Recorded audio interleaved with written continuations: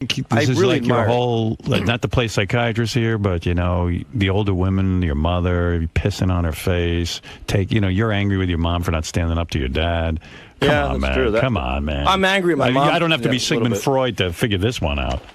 I don't know. Not too many guys sit there and go, I wish I could beat off watching a woman drink piss. I mean, it's a weird thing. Yeah, Sal, I'm telling you, there's nothing sexual about that to me at all. And then to say, I want some guy to come on her and then another guy to wash it off with piss. That is the hottest. You see, that's what I'm saying, man. You're so... But I'm not into shit or anything. I'm not into scat or fecal stuff. And what was the thing you liked? The woman is pissing? Oh, this was wonderful.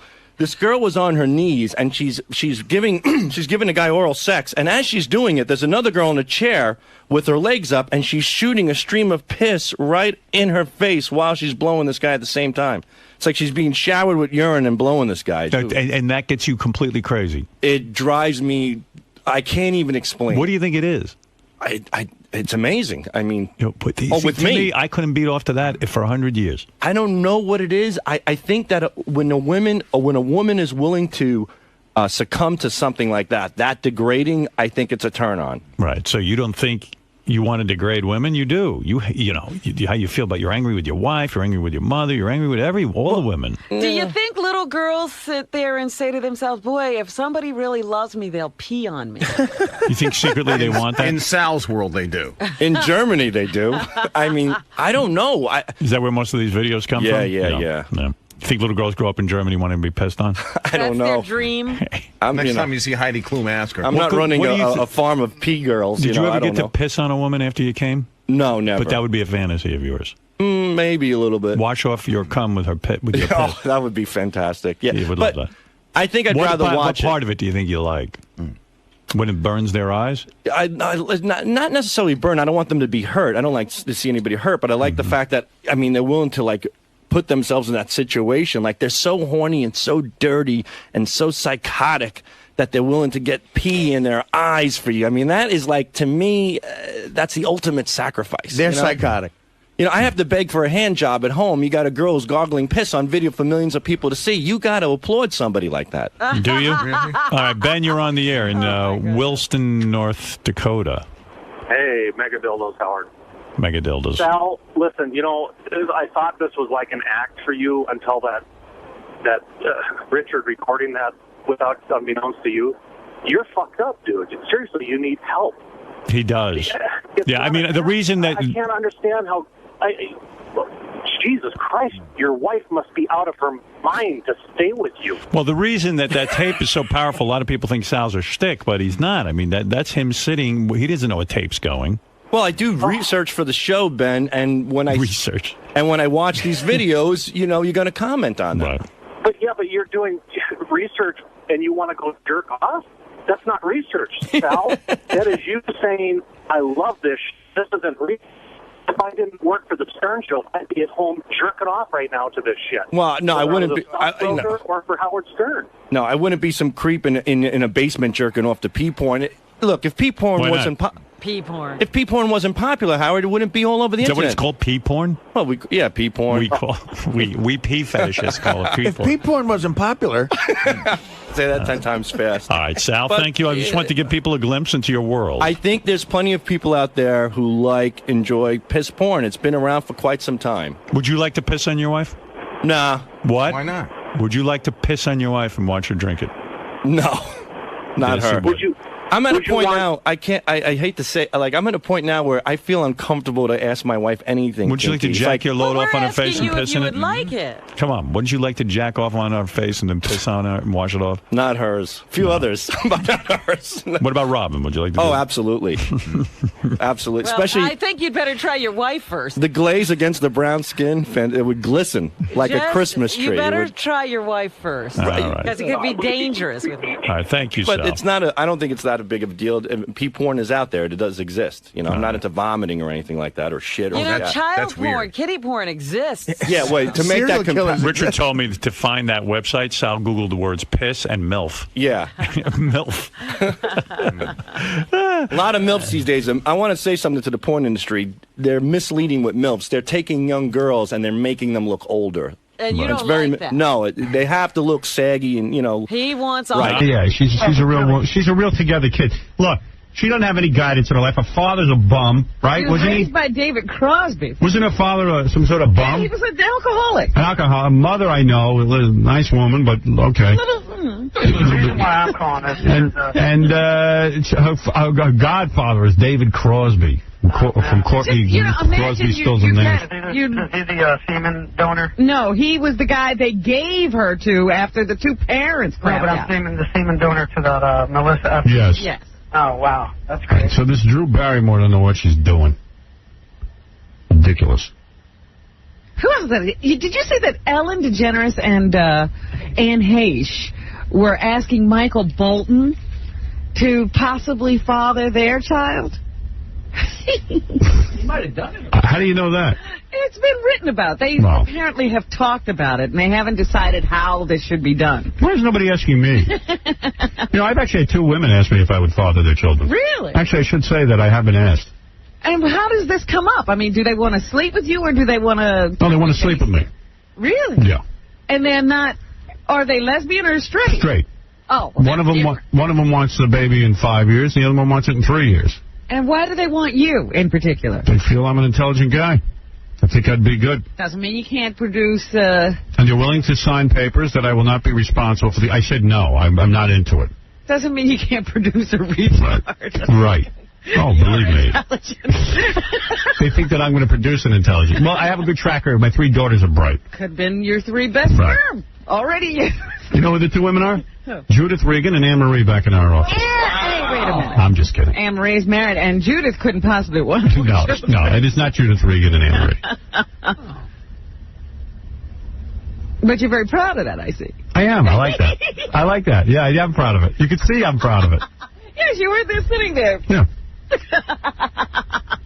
I mean, they want me to have sex with them so they can have children. You're all puffed up about it. Yeah, they don't want husbands. And they know they forget about the husbands. They just want to have a baby. And they swear they'll never come after you. That's what they said. And you don't want to have... You could never let your sperm go and not go take a look at it. Oh, I could. Listen, when's the last time I saw my own kids? No, I was with my kids yesterday. Yes, see? I take care of my kids.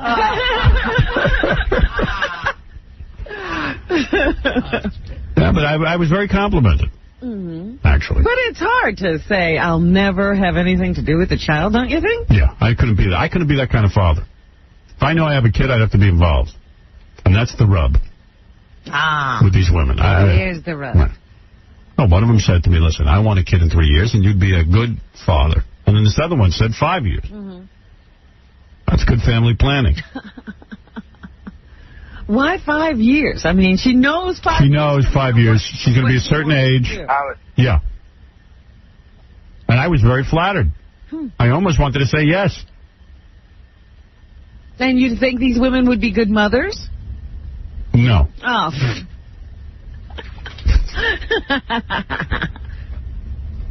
No. No, I think, I actually do. I actually do think they'd be good. I mean, as good as anyone else. Yeah, I mean, what is a good mother? Yeah, exactly. Thank you. Yeah, hi. You're on the air. Howard. Yes. Howard, why don't you get the air conditioning that you don't need the window for? You can just put it like in any room. Central air. No, it's like a... It's a unit. You just sit in a room. Yeah, it would make too much noise in the studio. No. I have no window in here either. I can't hang the air conditioner out the window. No, it doesn't need You don't need one. It just goes in the middle of the room. It's like $1,000 or something. Oh, yeah? Yeah. But it does make noise, I would imagine. Probably makes noise. How about an ice cube and a fan? Thank you. Go ahead, Derek. You're on the air. Yo, Howard. Hey, would you support Al Gore if he chose a woman as vice president? I support him anyway. I'm not going to vote for Bush. Not with He doesn't have a problem with women being vice president. No. No, I'd be all right with that. You'd openly support him? I could care less if a woman was the president of the United States. I have no idea why that would make a difference to somebody. Yeah, I agree with you. I just want to get your view on it. Sure, I would support him. Hey, right on, man. Hey, sign your penny on the running kind, brother. Sorry, what do you say? Sign your penny on the running kind. Sign your penny on the running kind? Yeah. All right, thank you. Whatever. I don't even care. I don't even pay attention. You still get curious. I don't want to know what he said. Well, I hope they say something that means something. Oh, don't keep hoping for that. Sure, I would have a female vice president. Who cares? I'm not uptight. Look, he's having babies with women he doesn't even know. Yeah. Signing them away. Yeah, what do I care? I'm completely out there.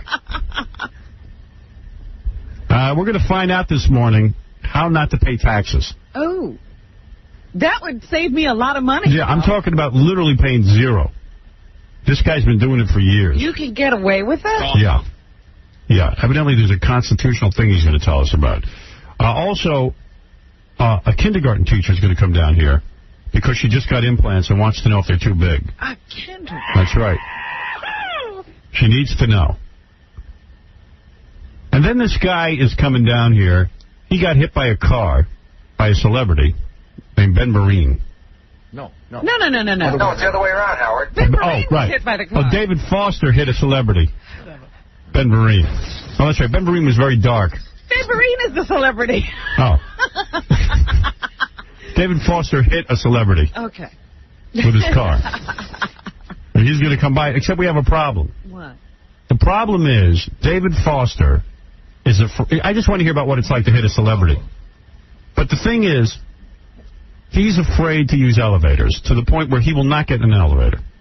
No. Still driving, though. Yeah. That he's not afraid of. Just fly? No, he's afraid of elevators. I don't know anything about this guy. So how's he going to get up here? Well, let me tell you. So we said to the building, we have a guy who's afraid to use the elevator. Can he use the stairs? The building will not allow him to use the stairs. Yes. Which is so absurd. Dangerous. Yeah, it's more dangerous. They cannot make an exception for anyone. Could you ever hear anything? In this grand scheme of things, they couldn't let this guy walk up the steps. Yes. So what happens now? So we might have to interview him from the lobby. We have a couch and some lighting in the lobby. Oh, my goodness. And we may be interviewing your wife from the lobby. We'll see what happens. He will not get in an elevator. And there's another weird thing. On the very few instances where he will get he won't get in an elevator at all. And when he has to walk up steps, he doesn't like to go above the 3rd floor. So he couldn't get up here anyway. Right. But he's thinking about trying to get in the elevator, although he hasn't been in one in a few years. How about this? You blindfold him. Yeah. And just say, we're going to walk you around. How about he winds up in the elevator. How about you swing him in from a helicopter? How about we knock him out, give him some roofies. There you go. Put him on a stretcher. Imagine the man is afraid to get in an elevator. Meanwhile, he's driving. It's so crazy. And that road that he hit Ben Vereen on is like, he was in an accident on that same road a couple of years later, and that's a bad road. He's always in accidents. Right. But he can't go in an elevator.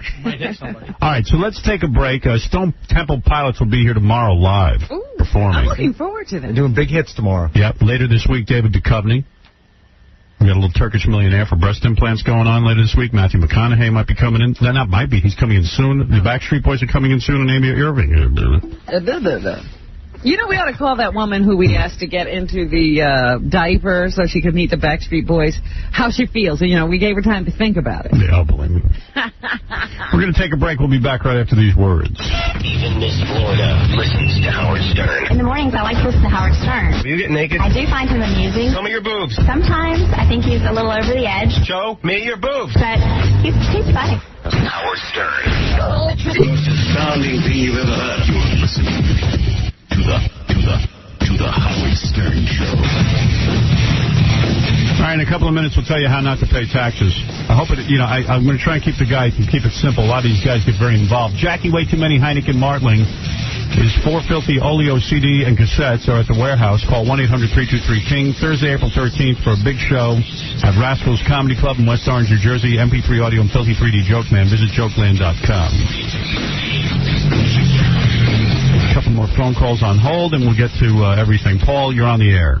Hey, Howard, love the show. You're great. Thanks. I'm calling about Son of the Beach. You guys get to go ahead to make more shows after the ones you have taped now yet? Well, tonight airs the fourth episode is airing tonight of Son of the Beach, called Love Native American Style. And this one, we learned that Notch Johnson, the head lifeguard, is actually part of the Cajon tribe. He has such a varied past. Yeah, he's part of the Cajon tribe. He can even read smoke signals. He's a real Indian. He was raised by an Indian chief called Chief Pokemon.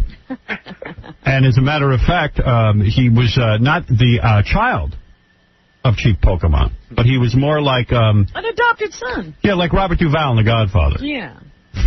Which is what he explained. They took him in. He's like Bobby, or he says he's like that kid on My Three Sons they took in. Yeah, Ernie. And he was taken in by a tribe, and his sister, who only wears a thong, and his stepbrother. Is Firebush's sister? Yes. You know about Firebush? I've been hearing you talk about it. Yeah, Firebush. I'm looking forward. That's what I'm looking forward to. She's Chief Pokemon's daughter. Firebush. Wait till you see Firebush. Oh, my God. The funny thing is that there's a princess in front of Firebush. Well, there's a lot of different guys you meet. You meet this gay Indian, White Swallow, or Little Swallow, whatever the hell his name is. And he's good, too. He likes nuts. Yeah, Howard, my wife. And by the way, this is shot internationally. Tonight's episode takes you all the way to France, where Notch Johnson has to stop this guy from building a casino. Yeah, it's funny how you spent all that money to go to France. Also, the girls take off their tops at a strip club tonight. Yeah, the other story is that, what's the PJ? guy's name? Chip Rommel. Yes, he has a problem. He needs to send money back to his family. Right. Trying to find another job. And wait till you see. The girls do a lingerie show tonight, where all of them are spinning a bottle. When the bottle lands on them, they have to get into sexy lingerie. This is some episode, and I think you'll like it. Now, to answer your question... All that packed into a half hour. Yeah, has FX picked it up? Well, most networks, when you have a show that is dragging in the kind of ratings the size of ER in the cable world...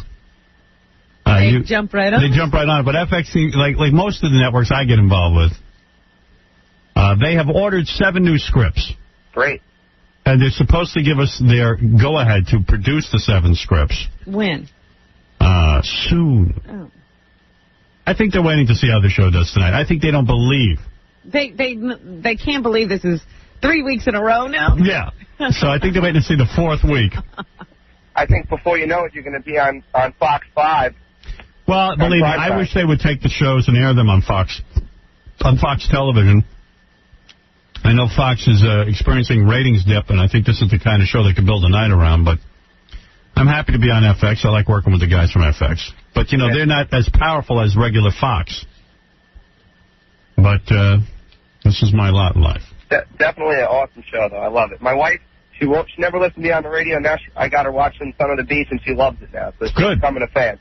Good. It's a funny thing. Tim Stack called me the other night, and he says, you're not going to believe it. I did Politically Incorrect with Bill Maher.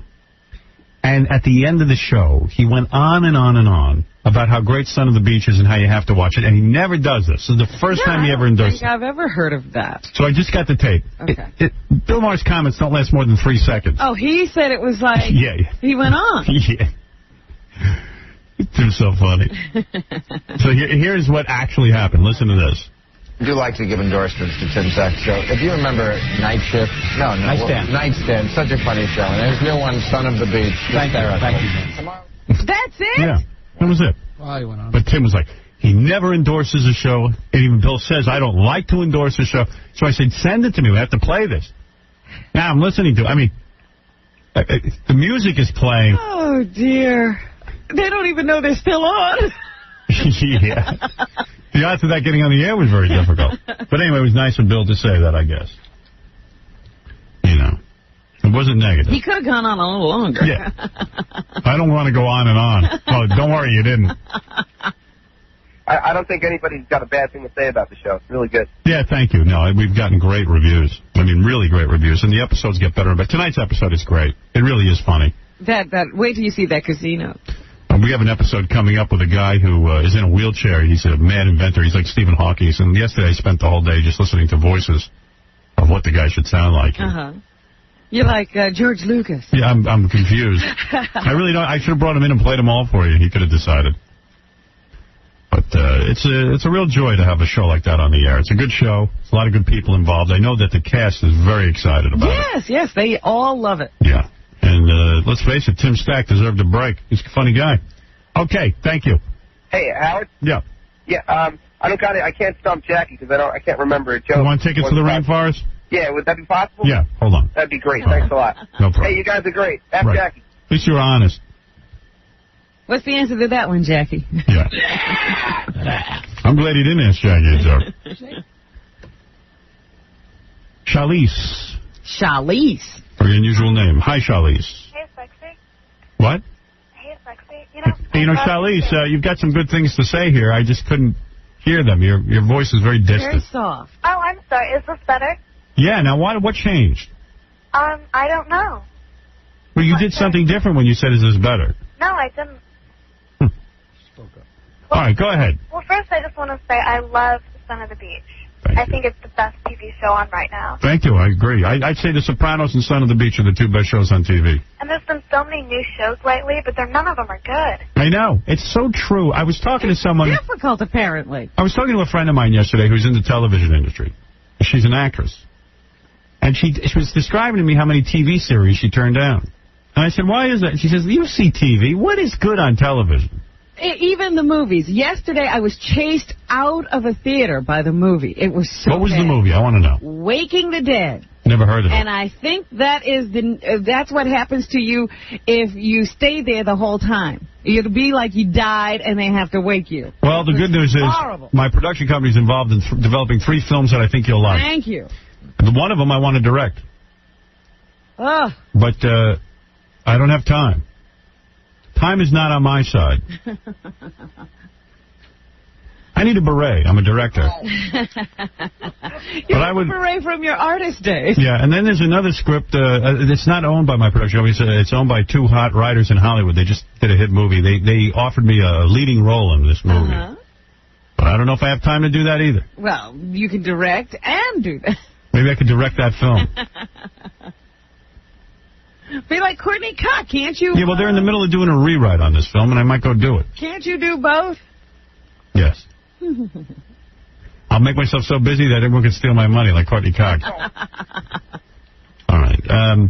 But yeah, we need some entertainment from somewhere. It's lagging on every side. Well, Robin, I can't produce every television show. No good TV except for Son of the Beach and I know. Sopranos. No good movies. I was talking to Fred yesterday. I said, last year, out of all the movies, right? What do you remember? What do you say? The Matrix and Sixth Sense. The Matrix is a great movie, and The Sixth Sense was a great movie, but... That's it. There were hundreds of movies released. You can't forget American Beauty, though. Oh, yes, I can. I can. Oh, man, I hated it. I hated it. Oh, wow. You know what? When you boil down that movie, what were they really trying to tell you? They didn't really tell you anything. Everything was a broad stroke. And what the message of the movie was, well, if you admit you're homosexual and don't live in the closet, you can be happy. You can be happy. You remember the guy shoots the guy because he's gay? It's like, well, if you're gay, you're going to have a lot of problems if you don't come out of the closet. That was the point of the movie. Well, I mean, and what a ridiculous way to simplify life. People next door. Yeah. I mean, come on. I mean, really, what did you get out of that movie? Nothing. More about the secrets of suburban life. Oh, really? Yeah. And Kevin Spacey, I don't know. I mean, where's everyone carrying on with him? Well, I like him. Have you seen... I could have played that part with my eyes closed. It was not acting. All you had to do was sit there and be Kevin Spacey. And act shocked. You know what? The director said, just act shocked by everything. It's acting. If you put on that little paper hat at McDonald's and stand in the drive-thru window, that's acting. Act numb. Act numb to life. Okay, I can do that. I am numb to life. So there's really nothing going on there. Nothing. Hey, Howard.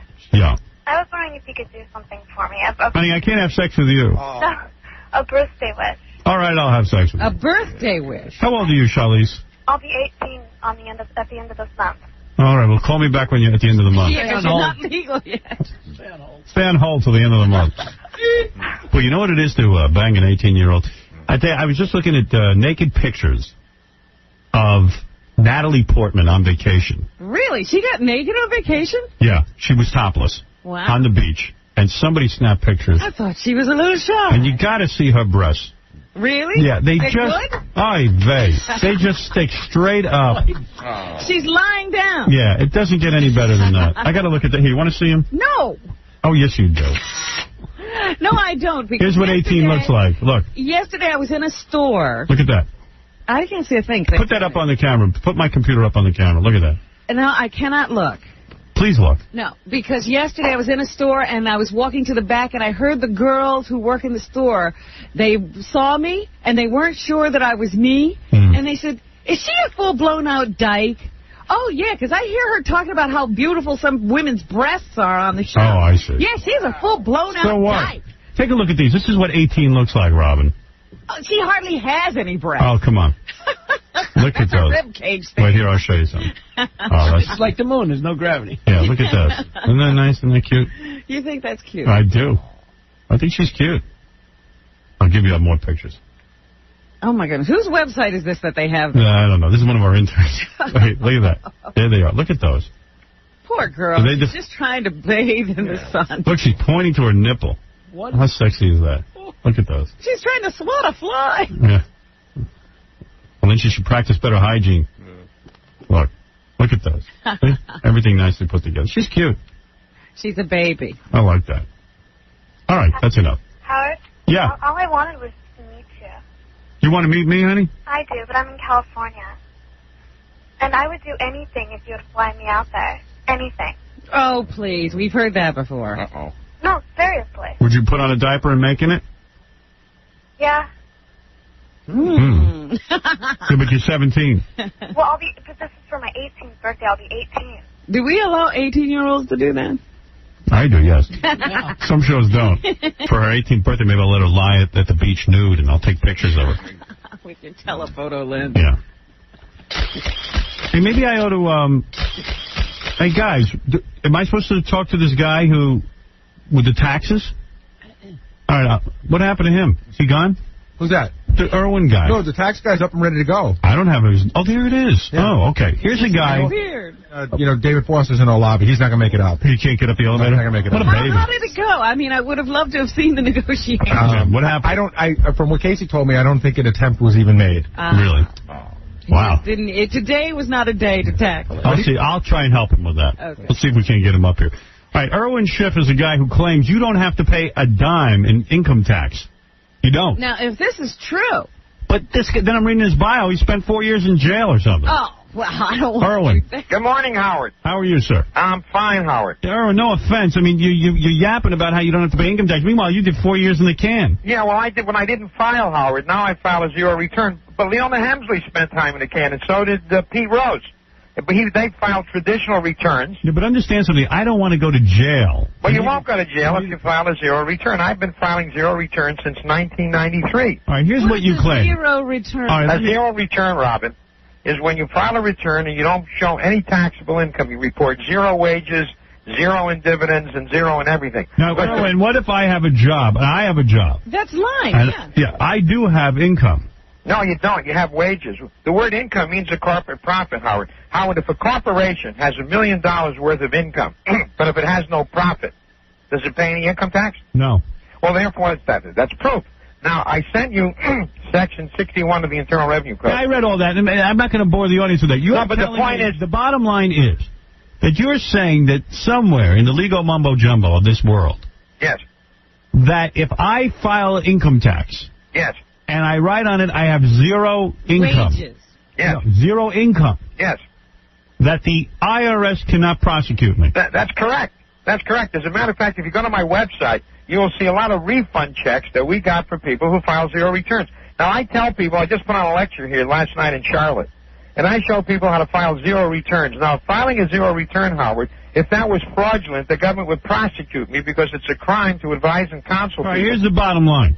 How many years in a row have you filed zero returns? Since 1993. And you have been public about this. Absolutely. I have a fairly big office in Las Vegas. We have about 7 or 8 employees. If you go to my website, you can see a big sign I have on my building. It says, Howard, why pay income taxes when you don't have to? Isn't this just semantics? Aren't you eventually going to end up in jail? Absolutely not. If you want to talk about jail, let's talk about Pete Rose. And let's talk about Leona Hemsley. Leona Hemsley paid $50 million, listened to her accountants and lawyers, and ended up in jail. Right.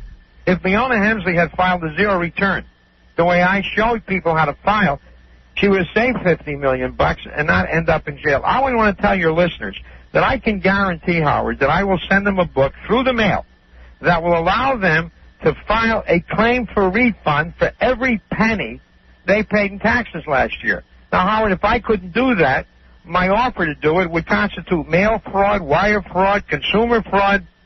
I can't advise people, Howard, to break the law. Would you be willing to fill out my income tax return? Absolutely. And sign your name to it? Absolutely. I will file. Now, Howard, I have an idea. Would you like to, on your own, to end the income tax totally, that Howard Stern should go down in history and end the income tax? Howard, if you were to put $1 million in Chase Manhattan Bank and offer to pay the $1 million to anybody that could produce a law that required you to pay income taxes, nobody would produce such a law. So you're saying there is no law in this country that says I have to pay income tax? That's correct. As a matter of fact, why did you spend 4 years? Because you filed a return. I didn't file. In the years that I was prosecuted, I see. And Peter Dorsey, who's a congenital liar and still, I think, a judge in Connecticut, told my jury that they can convict me of tax evasion, even if the government didn't prove I evaded tax. Well, let me ask you something. As a morality, don't you think that this is a great country, and in order to keep it going, we all have to chip in and pay for it? The federal government is destroying the country with excessive taxation. A former Chief Justice, John Marshall, said the power to tax is the power to destroy. So how much tax do you think would be right for you and fair for you to pay? Well, before the Second World War, the average American paid between 6% and 8%. Okay. Let's take, if you lived in New York, Howard, people live in New York. I lived in New York before I moved to Las Vegas. You pay the city income tax, the state income tax, the federal tax, sales taxes, property taxes, excise taxes. The average American today, Howard, pays more in taxes than he pays for food, clothing, shelter, and transportation. Well, you're right. Now, let me tell you something. When I was growing up in New Haven, Connecticut, in 1939, there was a World's Fair, in New York City. There was all of our products, the income tax really started during the Second World War with withholding taxes. But before the Second World War, Howard, all the products we used in America, our clothing, our shoes, our radios, our watches, everything was made in America. Now go try to find a product made here. Right. The federal government is literally destroying this country with excessive taxation and excessive regulation. Now the good news is that if you're sick and tired of paying income tax, I'll show you how to stop. Everyone listening to this program. You got to admit, Irwin, Irvin, or is it Irwin? Irwin. And let me tell you, it's a little scary, though, because no one wants to go to jail. You're telling me... Well, if you don't want to... See, when you file a tax return, Howard, all that information can be used against you. Howard, you know what's funny? There's been a lot of talk in the paper. Everybody's... Their noses out of joint because on the census form, the people are complaining they want this personal information. Right. Now, you get far more personal information on the 1040. You're absolutely right. They ask your race and everything else, don't they? Yeah, well, you tell them who your doctor is, how much money you have in the bank. Right. Now, the funny part about it... Let's take a couple of phone calls for you. Okay. I want to know, does he have money withheld during the year? No, Robin, I'll sign your tax return too, Robin, and I'll show you how to stop Howard or anybody else from taking taxes out of your pay. Right. You don't have to pay income taxes. All right, Kevin, go ahead. You're on with Irwin Schiff. Yeah, okay. First of all, Irwin, I filed through your book, and I ended up having to pay $750. Well, no, you didn't file a zero return. I filed a zero return exactly how your book shows. How long ago? Last year. And let me ask you getting something. audited for $750. You can't get audited because the IRS has no authority. I've never been audited. Now, let me ask you something. When you said you filed a zero return, why did you claim you had zero income? Because your book says file a zero income. Suppose the book said I'm the king of Romania. Would that make me the king of Romania? I asked you a question. You're supposed to not pay attention to your book? No, but he doesn't know. I asked him a question. Why did you have zero income? Because you told him First of all, I don't work for a corporation, no. And I followed by what your book said. It said, if you work for a corporation, okay, that's fine. You don't have an income because you're not making any money on that corporation. You're just working for it. No. That's not what my book said. You didn't read my book. My book said... You're full of it. I have your book, and I have your book at home. Well, if you have my book, you don't know how to read it because my book says the word income, and I tested you, means a corporate profit. The reason why you have no income is the word income for tax purposes means a corporate profit. There's nothing in the Internal Revenue Code. The guy read the book. He put zero where he's put the zero. You're telling us to put zero down. No, Howard, When I sent you a copy of the book, and I sent you some attachments. All right. He put an attachment. Well, I'm not going to do this. I'll tell you why I'm not doing it. After my taxes are filed, the attachment comes. No, wait a second. No. Robin, I'm afraid to do this. No, he didn't do it. The fellow who just called. If I file a zero return, how is it that I got myself a $750 audit? Because you didn't know what you're doing. I didn't know what I was doing, but I followed by what you booked. No, you didn't. I graduated high school and I was in high honors. Don't tell me I don't know what I did. I think you don't know what you did, and I think you're afraid, and you're a communist son of a bitch. Well, listen. See, this guy, listen, I have been filing, Howard, I have a shortwave. You work for Fidel Castro? Now, listen, you see. Oh, no, answer the question. Howard, he doesn't work. You are screwing people around in this United States, and I think you're a communist, and I think you're trying to take people for money that you want to Meanwhile, have. you did just it. want people's money for your crap. No, let me ask you something. This caller, what do you do for a living, caller? What's your occupation? What is my occupation? Yeah, what do you do for a living? This is John McCain. What? A senator. What does this caller do for a living? What do you do for a living? Lawyer. He sounds like a tax lawyer. I'm not even a lawyer. I don't even be a lawyer. The fact of the matter is, Kevin, I don't believe you. The fact of the matter is, I had thousands and thousands of people who file zero returns. Right, let's go to a different call. Let's go to a different call. Let's go to Nibby. I have a question. Yeah, what's going on, Howard? Nibby, how are you? Go ahead, let Nibby go first. Yeah, I know I'm on radio and I'm walking out of the room, but, I haven't filed no taxes in, a few years and stuff, and, I don't even work, and I'm scared. I don't know what to do. You fill out a return. Pardon?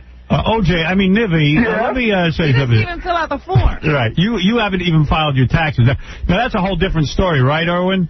Yeah, well, you don't have to file, but unfortunately, Howard, if you don't file, they illegally prosecute you for failing to file. Now, proof. Now, hey, here is absolute proof, Howard. What should this guy do? You can't help him. You can't help this guy, right? Nobody can. No, he's beyond help. All right, get out of here, Nibby. Now, Howard. No, I want to know how he has an office with 4 employees. Where's the money coming from? No. 7. I have more than 4. 7. As a matter of fact, if you go to my website, you can actually see my building in Las Vegas. There's a big sign on my building that says, why pay income taxes when you don't have to? All right, let's go to Henry. Henry, go ahead. Where does that money come from? Erwin. Yes.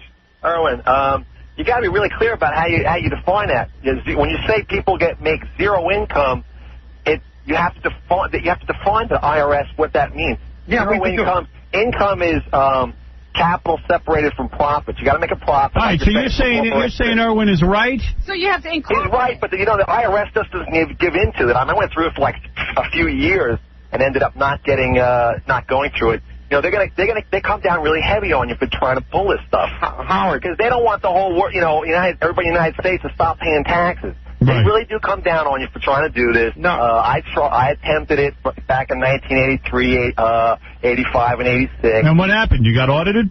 No, I never got audited. But, they kept sending me all this crap about a few years. I've never been audited by them. Howard. Yeah. Now, listen, Howard. As I said, on my website, you can actually see refund checks.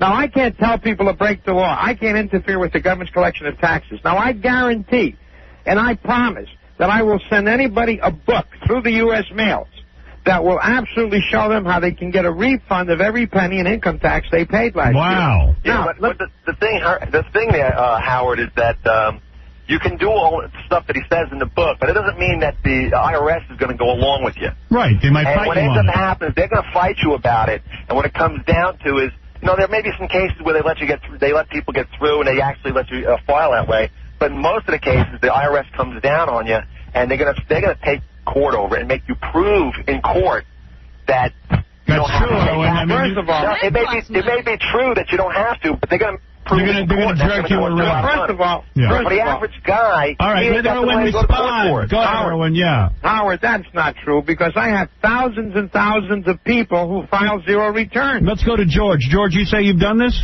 Yeah, I've done it before. And what's the deal? It works. It works. Yeah, they don't take taxes off of my work. Wow. Look, Howard, so on a W-4, on a W-4, everyone has the right to claim exempt from withholding. Now, when you claim exempt, incidentally, what comes out of your pay every week is not even an income tax. It's a wage tax. It's a direct tax on your wages imposed in Section 3402 of the Internal Revenue Code. The income tax is imposed in Section 1. Now, everyone has a right by law to get all of the wage taxes refund it. When I file a zero return, Howard, I put an attachment. I showed you the attachment. I sent it to you. There's an attachment, and I cite no less than 30 legal sightings to justify my claim that I had zero income. There you go. I'm not going to argue with you. Right, I'll give out your website. Now, the website is, you can order my book on my website, is paynoincometax.com, paynoincometax.com, and if you want to call and get information, the phone number is 1-800-829-6666. Or, the book is only $38, Howard, and it'll show you how you can stop your employer from taking taxes out of your pay each week. All right, so there you go. Listen, I don't know if it works or not. You're telling me it does. Jim, go ahead. One last call. Okay, I'm from Las Vegas, and I go by this guy's office, which is the size of an outhouse, and there's never anybody in it. I think this guy's just full of it. Is your office the size of an outhouse? No, it's much bigger. I don't think so, my friend. I think that first call was right. You are a communist. No, you see, these are tax lawyers that are calling, Howard. Because the income tax lawyers, schmax lawyers. Admit you're a communist, my friend. Hey, listen, Howard. Howard. Oh, are you a communist? No, as a matter of fact, I was nominated. My name was placed in nomination at the Libertarian Party convention in Washington in 1996. But Howard, there you go. But Howard, I almost ran for governor. I know that. Right. How much money do these people make who are declaring no taxes? Well, we just got a refund check from Fannin, New Hampshire for $69,000. You can see these checks on my website. All right, so let's go to the website, paynoincometax.com. Erwin, I want to thank you. Now, Howard, as I said, I will sign, if you want me to fill out a zero return for you, Howard, I'll sign it as a preparer. Right. And if that would be a phony or a refund claim, I can get up to 3 years in jail and a $100,000 fine. Wow. But remember, these two callers, the income tax supports half the lawyers in this country. Right. If it weren't for the income tax, half the lawyers would have to get honest jobs. Right. And I'm with you on that. And the problem is these lawyers go on to be judges, and the American public has been conned into paying a tax that no law requires you to pay. Well, Erwin, listen to me. Yeah. I like what you're saying. Howard, here, I'll pay $5,000 to anybody who will fax you or send you a statute that states Americans are required to pay income taxes. And I could go through the Internal Revenue Code, which I have here. Oh, what did you do for a living before you went berserk? Well, Howard, I had a business in New Haven, Connecticut. Right. I was in tax shelters, and I was an estate planner. All right. And so you know your stuff, you're saying. And I saw how the income tax distorted business decisions. All right, here it is. Well, how old was he when he got on this crusade? Well, 25 years ago. I wrote the book, How Anybody Can Stop Paying Income Taxes. And he has figured out how not to pay income tax. How many times have you paid tax? Well, I haven't paid income taxes, Robin, since 1973. And he's announcing it, so... He's not... Let me just say this, Howard. Howard, I am in Charlotte today. I put on a seminar here in Charlotte. Tomorrow I'm putting on a seminar in Greenville, South Carolina. And Wednesday I'm putting on a seminar at the Ramada Inn in Atlanta. Go ahead. And next Saturday I'm putting on a seminar in Hyannis, Massachusetts. The government knows I do this. The government knows I show people how to legally avoid... Sounds like a lot of hillbillies are getting advice from you. Hyannis. No, Eddie Kennedy wanted me to put on a seminar there. Is that right? Really? Teddy Kennedy. Eddie Kennedy. Well, I'm going to be in Hyannis Eddie. next Saturday. You call him Eddie? Eddie Kennedy. Teddy. Teddy, I'm sorry. All right, listen. No, Howard. Eddie Kennedy. Erwin. Howard. Yeah, Howard. Erwin. Yes. You say Howard, I say Erwin. Yes. All right, Erwin. Yes. I got the whole thing. Paynoincometax.com. And let's see what happens. See if the audience contacts you, all right? Okay, Howard. All right, thanks, Erwin. Thanks for having me. That's Erwin, everyone, top guy. That name. And stay out of Eddie Kennedy's car. Yeah, okay. You understand what I'm saying? Okay. All right, take care, Erwin. There this guy's very serious about this. He's saying to you, you do not have to pay income tax. I must take a break, Robin. How old a guy is he? I don't know. He didn't sound like a spring chicken. We're going to be back right after these words. Hi, I'm David Brenner, and I have a big announcement to make. Today is the 19th anniversary of my 56th birthday. And I take it, a lie detector test to prove it, but I'm late for something. So if you see a blonde, tell her to call me. And now, from the top of the Howard Stern building on the Stolen Vehicle Police Recovery Network, It's my illegitimate daughter, Howard Stern. Hold it right there. Whatever it is you're intending to do not do it. We're back with the Howard Stern Show.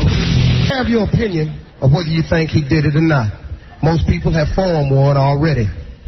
You may not agree with what I'm about to say, but damn it, I think he did it. I think O.J. killed everybody in that goddamn driveway.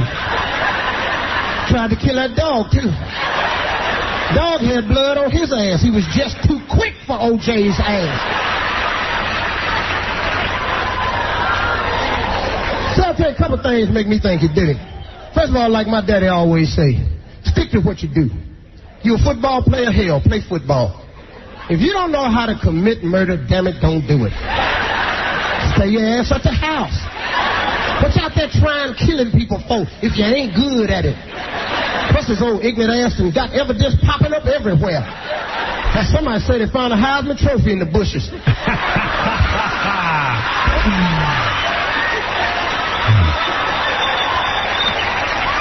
Because see, I am not of the thinking that the media got us going at, trying to turn it into a racial issue. This ain't about race. This about somebody that killed somebody else. And I don't care what color he is. If he killed somebody, he got to go. I don't give a damn if he do play football. And I ain't backing nobody just cause you black. If you done killed somebody, blue, black, green, yellow, your ass got to go. I'm telling you that right now.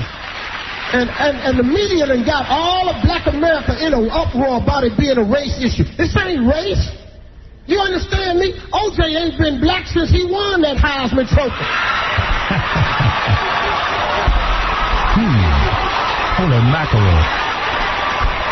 So now, I ain't picketing for no damn body. I ain't getting out there carrying no sign. Kiss my ass, I tell you that right now. Oh, I might go down there and picket, but you ain't gonna like what's on my sign. Because I'm gonna have O.J. on both sides. He's good, that guy. That's Steve Harvey. He didn't even let up with that, is it? I'm going to tell you what else is wrong with it. O.J.'s reactions ain't right for me. You know, if you ain't did it, act like you ain't did it. You know, O.J. need to raise some hell or something. Sitting over there drawing. Laughing. Are you listening to the trial? The hell you laughing at, O.J.? Your ass up for double murder. O.J. need to trip. O.J. need to show me something. Stand up. Turn the table over. Hey, that's bullshit.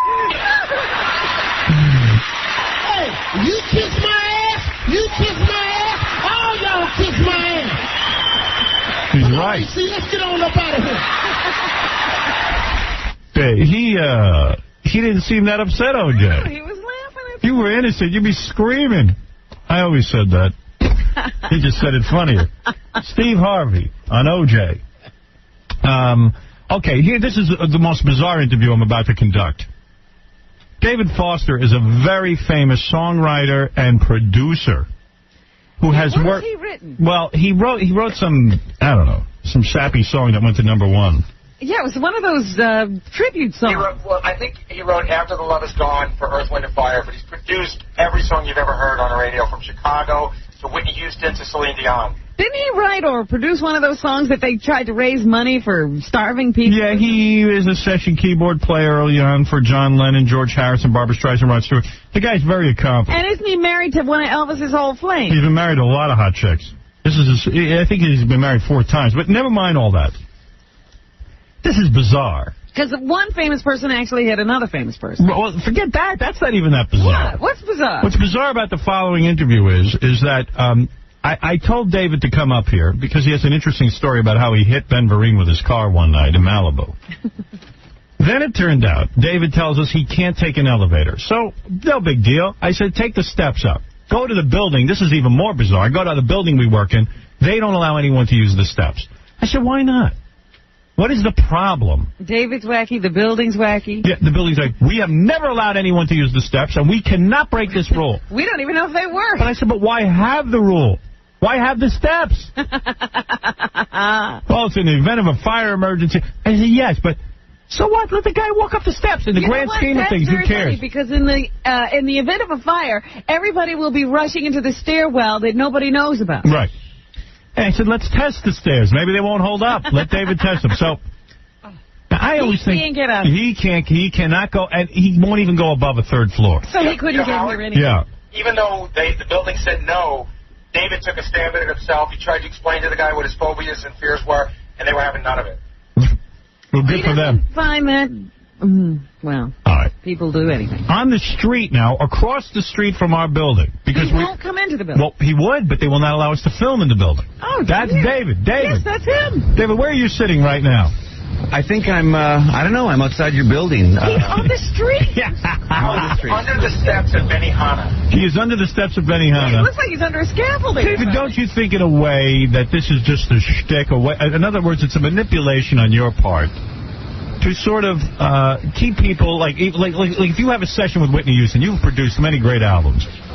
When you have a session with Whitney Houston, if she tells you she's on the 53rd floor, how do you get this? This is your way of saying to her, listen, honey, if you want to work with me, you have to comply by my rules. You'll work where I tell you to work. No, first of all, good morning, Howard. Good morning. The actual real reason about the elevator thing is I'm afraid I'm going to hear my music in there, and that's why I don't go. No, what is your fear of an elevator? A man like you look like a stocky guy. How long has he not been going into elevators? You look like a strong man.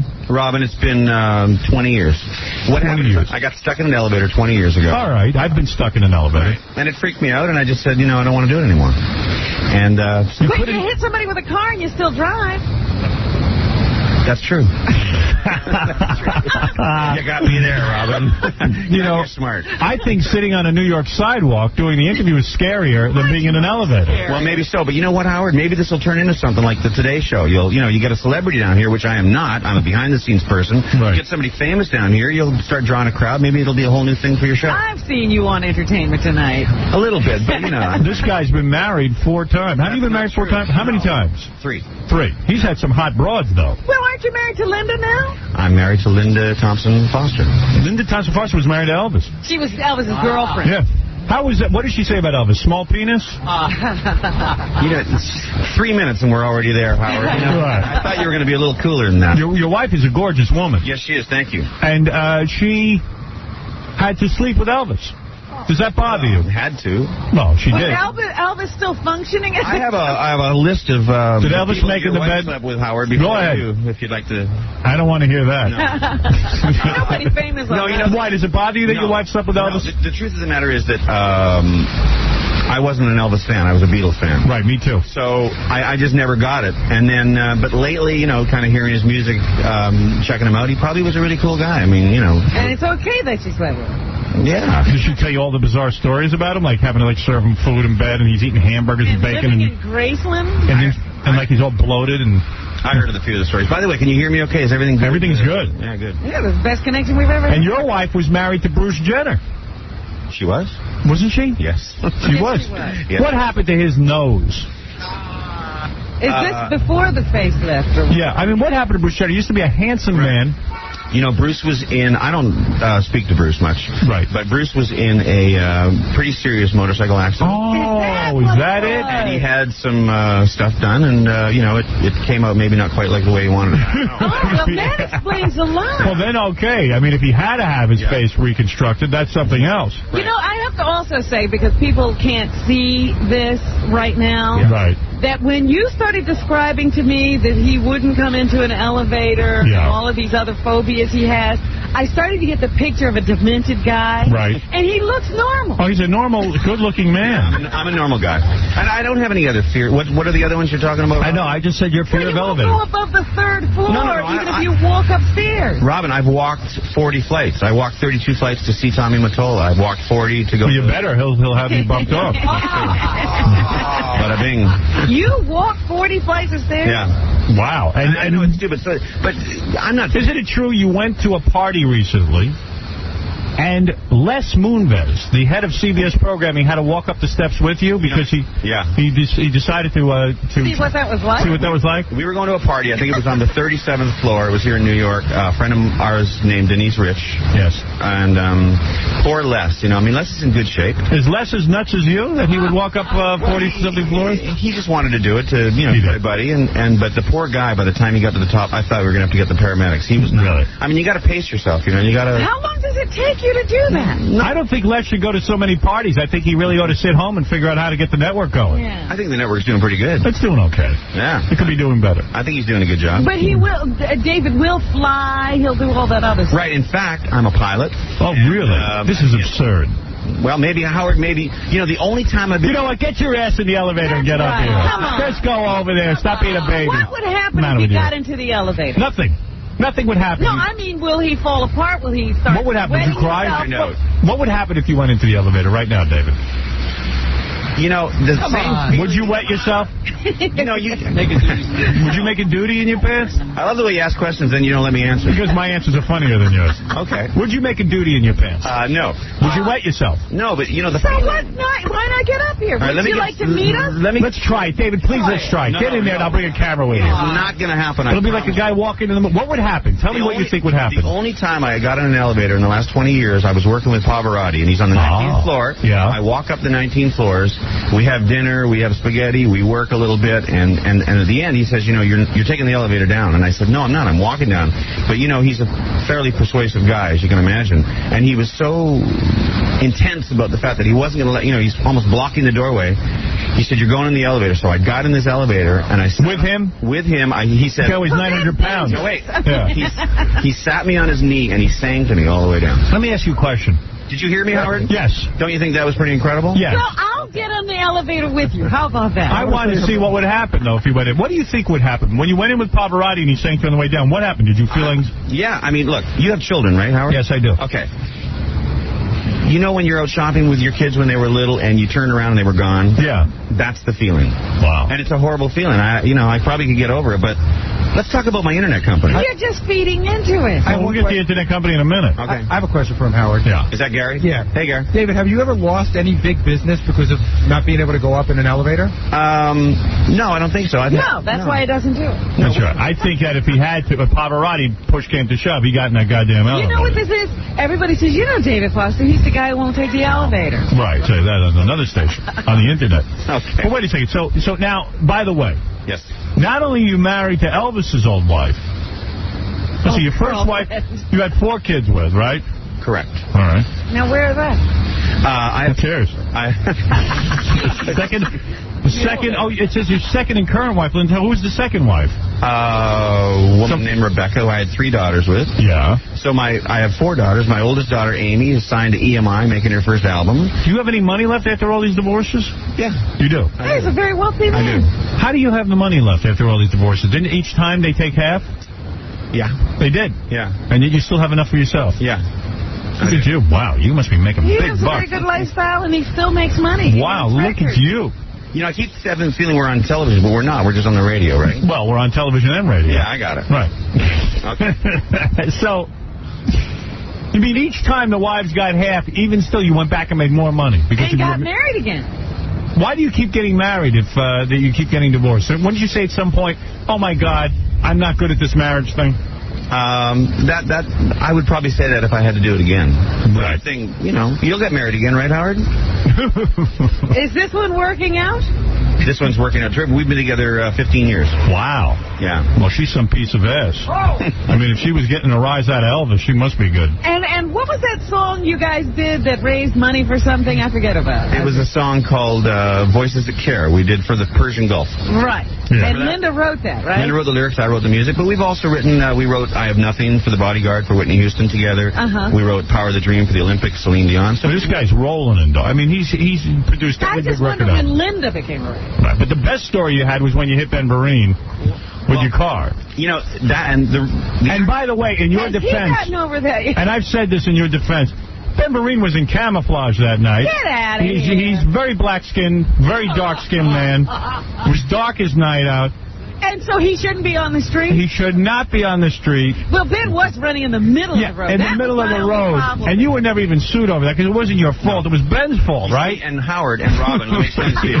Yeah. That is the whole reason why I'm here today, because I remember I was comatose for like 3 days. I couldn't get out of bed. You weren't hit? No, he had flashbacks for 4 days like a guy.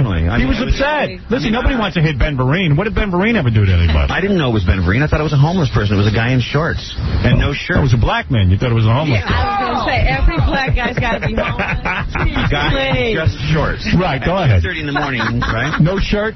No shirt. Wow. So homeless usually wear a lot more clothes than that. Well, yeah, they have all their clothes with them. In the summertime, yes. No, but I remember on about the third day of not being able to get out of bed and thinking I had killed somebody, right. I heard your show for some reason, and you said, what about the poor guy that hit him? And I thought, wow, this guy's very cool. That's the truth. Yeah, I mean you didn't mean to. The guy's running around the street with his shirt off in the middle of the road. I haven't heard you say that yet about the guy who hit Stephen King.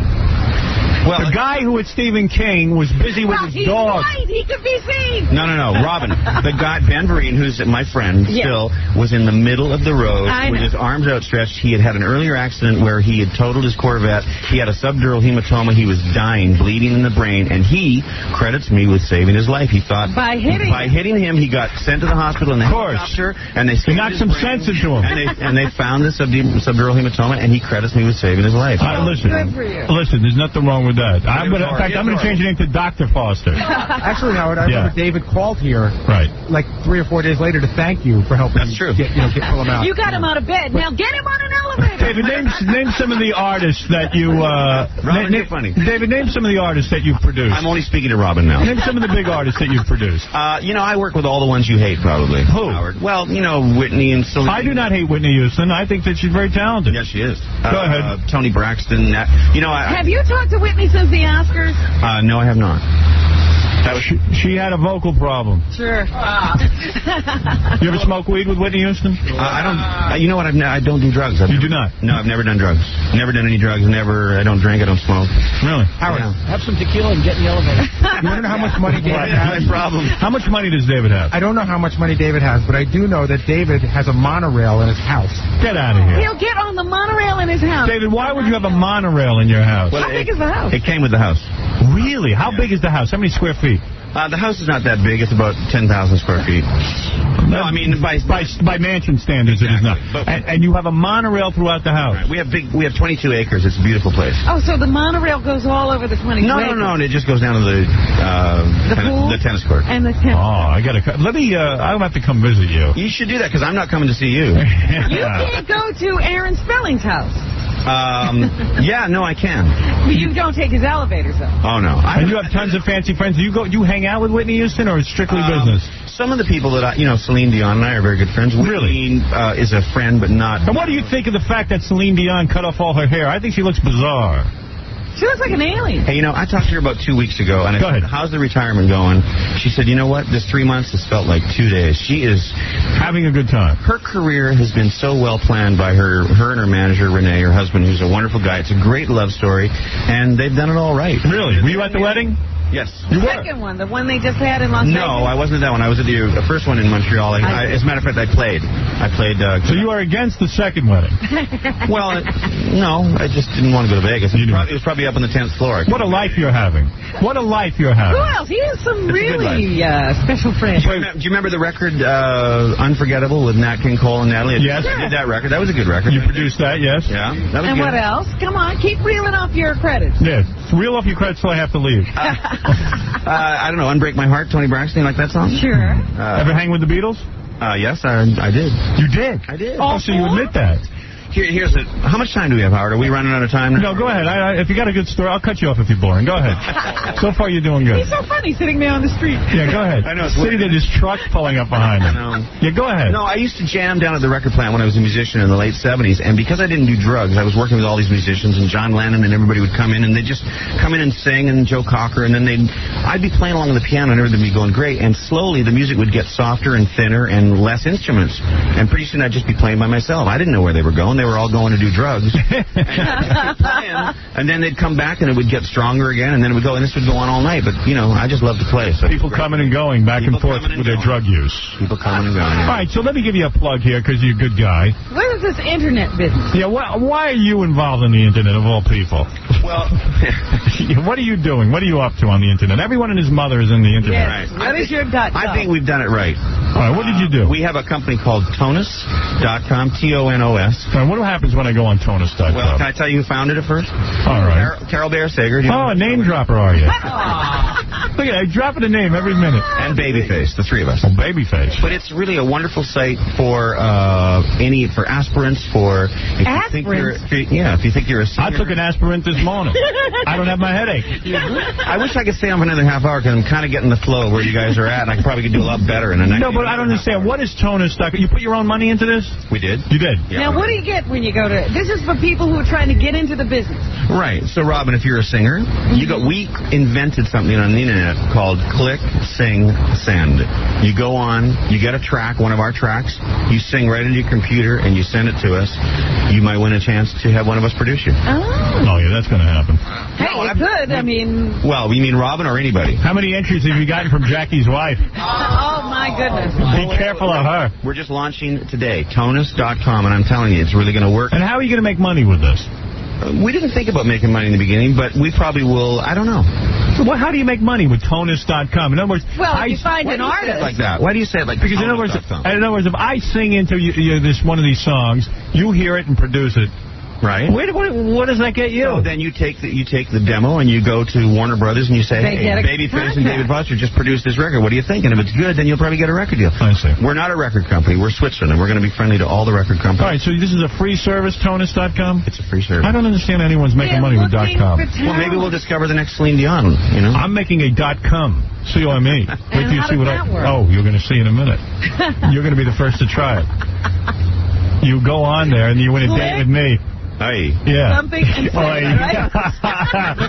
Tell your wife about it. Howard, I think you're a terrific guy. And Rob, you guys do a great job. Well, and I listen to the show a lot in the morning. Not this early usually, but... David, I would have liked to have been out there with you. I would have liked to have met you. When you come down, your commercials are about 10 bloody minutes long. Can't you come down? No, I'm We're afraid of the elevator. I'm afraid you'll hit me with your car. You're much too big or much too busy? I don't want to go down in the elevator. All right, listen. Go to Tonus, Tonos.com. That's David Foster, the Big Shot record producer. Babyface and Carol Bear-Sager. Right, and many other Diane Warren, songwriter, many other producers as well. Well, good for you. All right, man. And great seeing you. Well, I'm glad we got to talk to you. And thank you for coming on the show. You guys got 6 guys down here working hard, and tell them thanks for coming down here making this work for me. And say hi to that piece of ass wife of yours. Yeah. Bring her next time. Bring her next time. Does she take the elevator, or does she? By the way, Howard, I'm one of the few people that knows who you're dating, so... Oh, really? Yeah. Yeah, you don't. Tell us. Say hi to her, too. Who am I dating? I think I got to go now. Okay. Oh, he can't tell us? All right, I'll tell you the truth. Okay. It's David's wife. Thank you. See ya. Hey, it's starting to rain.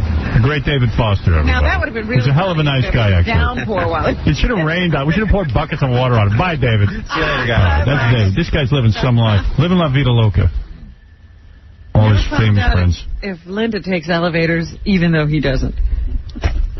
Look, that woman Linda's a saint. She sat there and screwed Elvis. This guy could barely get it up. Who could hardly get out of his bedroom? Yeah, let me tell you, she must be some piece of ass if she could wake the dead. Because that's what she had to do every time to get a little something from Elvis. This Elvis was in a coma. He was in bad shape. But she was some piece of ass. Elvis knew how to pick women. Ladies and gentlemen, I'd like to introduce you now someone in the audience. It's very, very, very special. Always out of breath. Big fat oaf. Well, thank you. Yeah, she didn't get the pretty out. She got the fat. Say, here's a woman who has the fat Elvis. She really loved me. The fat, sweaty. Fat, sweaty Elvis. She didn't get the young Elvis. Well, ladies and gentlemen, I'd like to introduce you now to Linda Bloodworth Thompson. Gravy drinking Elvis. Lyndon Johnson. Linda Bloodworth Thompson. What is her name? Linda Thompson. Linda Thomason. Now go fetch me my peanut butter and spare ribs. And my Percocet. And my Duave. Thank you, ladies and gentlemen. This is a song from my beautiful Linda Blue. Linda Presley. Linda. Linda who take care of me every night. Yeah, she was young. Very young girl. Young beauty queen. Yeah, this girl hand me my drug, please. Please, somebody hand me my duodenine. She revives me when I OD. Please. Well, she must have some stories about Elvis, huh? Oh, man. She was with him. Wasn't she the one who discovered him with the... No, she finally couldn't take it anymore. She left, and there was another one even after her. I wish that bitch would stay with me. Look at these women. As soon as you get 900 pounds overweight and loaded on drugs, they leave. You know, she was like, once Elvis was sort of unconscious, she just took off. Yes. Yeah. Hello, Lynn. Lynn, you're on the air. Hi, Howard. How are you? All right, honey. Have you seen Imus lately? Well, I worked with Imus for many, many years. He's a hideous human being. He's unfunny. He has no talent. He's a hurting pup. Well, whatever. We know that. It's over. The fact that he has a career is ridiculous. Well, he looks like he's ready to fall over this morning. He can barely keep his eyes open. Well, listen, he's a mess. Thank you. And you don't have to tell me. It's time. It's over for him. It's been over for years. Please. Good morning. Good morning, Tony. How are you? Fine. All right. Yes, go ahead. Morning to all the beautiful people on the Howard Stern Show. This is Tony. I'm in Hickory, North Carolina. Tony, I'm sitting in the room. There's nobody beautiful here except for Robin. Oh, well, okay. I'm a 37-year-old male in Hickory, North Carolina. And, Howard, just take a look at where you're sitting right now. And, it might be hard to step back and see where you're at. You might go... Tony, I'm not going to have some hillbilly lecture me and bore my audience. No. Now look at the bottom of your shoe, right under that gummy part there, that little nasty piece of dirt. And that's pretty much where I'm at, just waving at you there. I just want you to know there's such a... All right, Tony. Void between our lives that... Tony, you don't know... Tony, please, I don't want to hear your sad story. No, it's not sad at all. I've not worked... You live in America and you're going to tell me you have a sad story? I've not worked in 12 years. Well, of course not. Why not? Why haven't you? I had my first mental breakdown when I was 18. Mental breakdown? Right. Who has time? Only in America people have mental breakdowns. Right. I'm schizophrenic. I'm delusional. You're not. My delusions keep me going, giving me something to live for, really. Are you willing to take an elevator? Get out of here. I'm not going to sit and listen to you. He's feeling sorry for himself and he doesn't work? Sarah, go ahead. Yeah, that sounds like a good life to me. Sarah, go ahead. And someone's paying him not to work. Sarah, go ahead. And he's got a phone. All right, no, Sarah. Let's go to Ray. Ray, what's on your mind? How you doing, Howard? Pleasure speaking with you. I just want to say Son of the Beach is very excellent, and I was wondering what time the show tonight. Well, I've already said it a couple of times. Son of the Beach, love Native American style. Beautiful. And it's a real funny episode. We learned that Notch Johnson was raised on a Indian reservation by a tribe called the Cajones. And he was his tribal father, Chief Pokemon, and his sister, Firebush. Wait till you see Firebush. This girl is in a thong. I don't think she, really, there's not much room for her namesake in that bathing suit. She's just about naked. She's naked almost through the whole show. And at one point she cries in Tim's lap. It looks obscene. Oh, that's funny. And it's a horrible story, actually. There's a guy, a developer, wants to turn the Indian reservation into a casino. Well, they want to trash the heritage of these wonderful Indians. And then the B story is Chip Rommel becomes a male stripper. Trying to make extra money to send home. And the girls do a lingerie show. Wait till you see this lingerie show. Something for everyone in tonight's episode. I'll have the Vaseline ready. Today is, and it's loaded with laughs. Thanks, Howard. All right, I hope you enjoy it. F. Jackie. Yeah, and then you got to get Tim Stack on the phone, who's the star of the show. He writes me an email. You're not going to believe this. He goes, I did Bill Maher's Politically Incorrect, and at the end he goes on and on and on about how great Son of the Beach is. He gives us his endorsement. He never gives an endorsement. But it really is a 10-second message. I don't even know what Bill Maher really said here, but he Here you go. I do like to give endorsements to Tim Zech show. If you remember Night Shift, Nightstand, such a funny show. And his new one, Son of the Beach. Thank you. But it was an endorsement. Believe me, Bill's just trying to bang the girls in my cast, Lila and BJ and Tim. He certainly must have called over. Tim was very funny on the show, by the way. Here's Tim from the star of Son of the Beach on Bill Maher's Politically Incorrect. What court has ever said, let go with the great uncle has a case, let's take him away from the dad and put him with who, by the way, has been a great father, never been contested as being a bad father in the least. No, the kid's got to go with his dad. You know, Bill, as you know, I have several illegitimate children. If somebody were to remove them from their native Thailand, I would be so upset. He's a funny guy. I love Tim. And so tonight is a big episode. Looking forward to it. I know it's Jackie's favorite episode. Yes. He's told me so many times. Indians. Loves Indians. Love Indians. There's a lot of drunken Indians on this one. Well, that's the tradition they tried to destroy. Right. I mean, those grounds look so horrible. Yeah, They're saying, oh, no, we can't sell. We had to make an episode about an Indian reservation. Because Indian reservations are the funniest. They're the best. It's like, what are they trying to save? That old dilapidated car? We even learned that Tim has an Indian name. Yes. Little Worm. And he reads smoke signals. Right, he does. It's great. It's a great episode.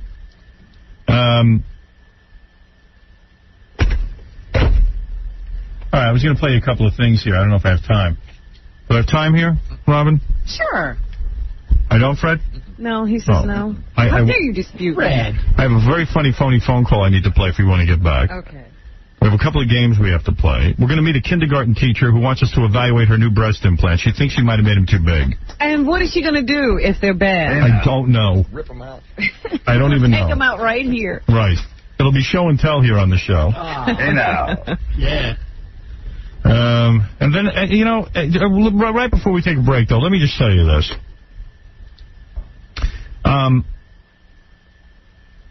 Elton John. What about Elton? No, someone gave me a tape of him talking about the Backstreet Boys. The Backstreet Boys are going to be our guest very soon. He likes the Backstreet Boys. He goes around, he sticks up for them. He likes the Backstreet Boys. And here he is talking about the Backstreet Boys, our guests in a couple of weeks. I said it at post-show at the Grammys, the Backstreet Boys, who appear on the El Dorado album, and they sing on a track called Friends Never Say Goodbye. And they came in and they sang their part. They are so good, these boys. I mean, they sing like angels. They came, and what really got... another thing that annoyed me at the Grammys, they came on and sang this beautiful a cappella thing at the beginning, which if it had been Boys to Men, people would have stood up because they're black. It's the the reverse racist thing. Right. And because they're the Backstreet Boys and they're a teen group, they sing like angels. They sing great. And the other boy bands, I don't really know enough about because I haven't really met them or worked with them. Do you feel that's true, Robin, that the Backstreet Boys are goofed on because they're white? Yes. You do? Oh, yes. And you feel that if they were black, they would not be laughed at? That's right. I do, too. All right, we're going to take a break. We'll be back right after this. Christopher? Yes. Hi, it's Brian Williams again. I was just curious to know what you've learned and where you've been in Paris since we last spoke about 12 hours ago. Yes, well, actually the paparazzi that were in pursuit of the car in which the princess and the others were fatally wounded have been apprehended and are being held in custody in an undisclosed location here in Paris. I understood it was a charge that was strong enough to allow French police to hold them for a few days if they need to, correct? That's correct. The speed of the car was reported to be well over 90 miles an hour, and it is now being reported that Princess Di instructed the driver to drive at this high rate of speed so that she may get to a video store before closing to rent private parts from Howard Stern. Who is reporting that?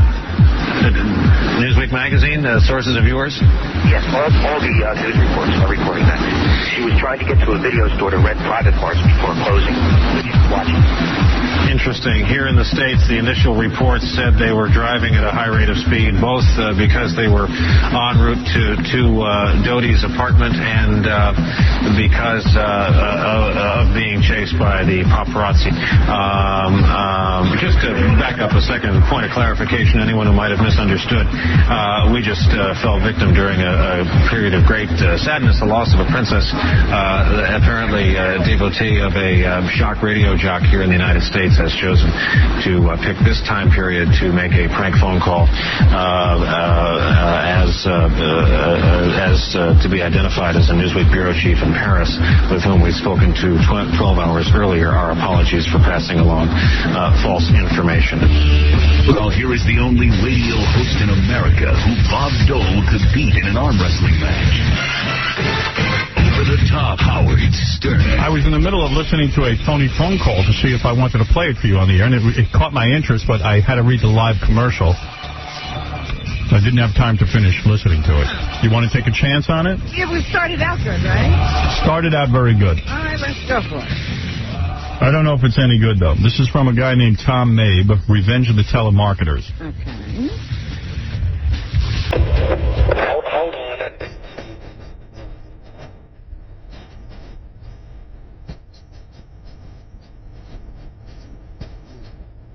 This isn't the one I was listening to. Casey, come on. What track is this? Give me the track that I was just listening to. Well, just tell me the number. It's 8. Why did you set it back? I told you leave it. I didn't know you wanted me to leave it. Get out of here. You destroy my show. All right. You know why this is great? These guys bug you at home all the time. This is now good. Somebody's bugging them back. Now you're going to have to deal. Why don't you let me know? Oh man. Funny. Oh, God. Yeah, they should do that to every telemarketer. Absolutely. I think I'll start. Me too. I like that. Do you think you could hold off killing yourself for a day? I like the best when he tells him you're the angel of death. No. I'm just calling your name from a list. Right. No, you're a sign from God. That's a good one. He's got some other ones, this dude. This guy's pretty good. If you want more information, go to tommabe.com. Everybody's got a .com. Casey, was track 8 any good? Which one was that? Refresh my memory. That was track 8. Yeah. You liked number 4? Whoa. What? That was track 8. You liked number 4. What was number 4 again? I forget. That was when the cops call up, and he tries to wake his son up to go get him some more beer, because the son tries to get beer. Funny. Yeah. The cops call him. That's a really good one. That's good. It's really good, because the cops call this guy looking for donations, and he's like doing all this illegal crap in the back. And the other one you liked was the hand lotion one, which you really can't really understand, which is really funny, though. I thought that was funny, but you have to sit down. You're going to have to interpret that one for the audience. It's a funny idea, but the guy just talks with marbles in his mouth. Oh. And this is the one with the cops. Hold on.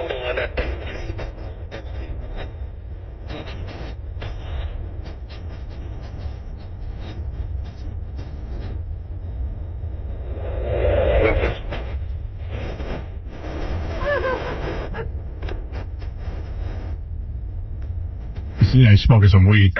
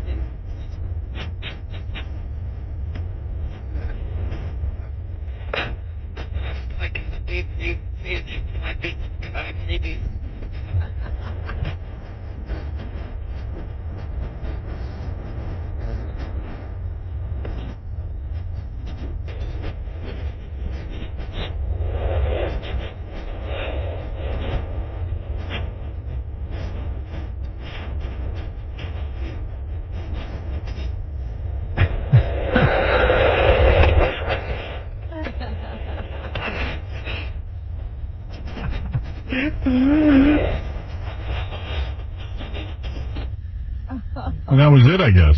He hung up? Yeah. Why'd he hang up? That was going good. I don't know, man. He was really jerking that guy good. What a dope.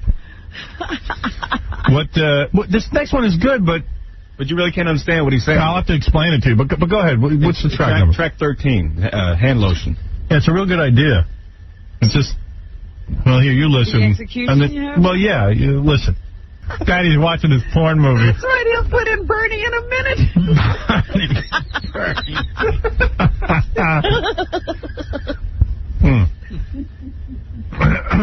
You got to see this broad that with the implants. Yeah. Way too big.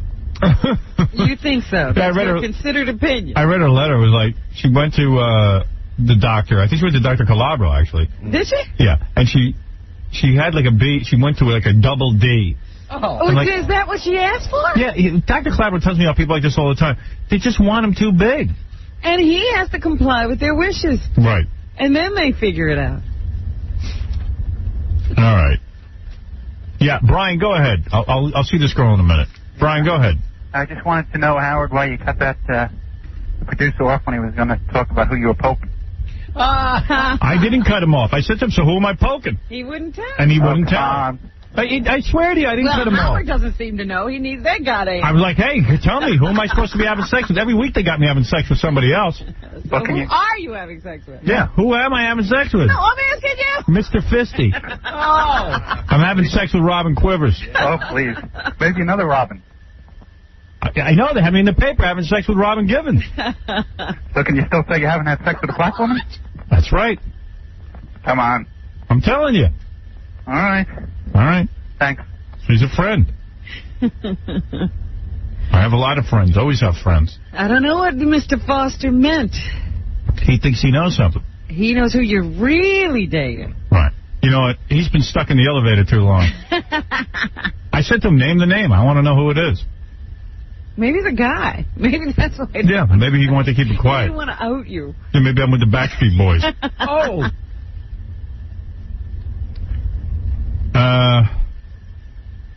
Yes, go ahead, Bob. Yeah, Howard, how you doing? Listen, I have a story about Madonna and Sean Penn years back when they were going through their problem. I was working in a hotel, and, Madonna was the one that was crazy. It wasn't Sean Penn. Sean Penn is not a crazy guy. Madonna is crazy.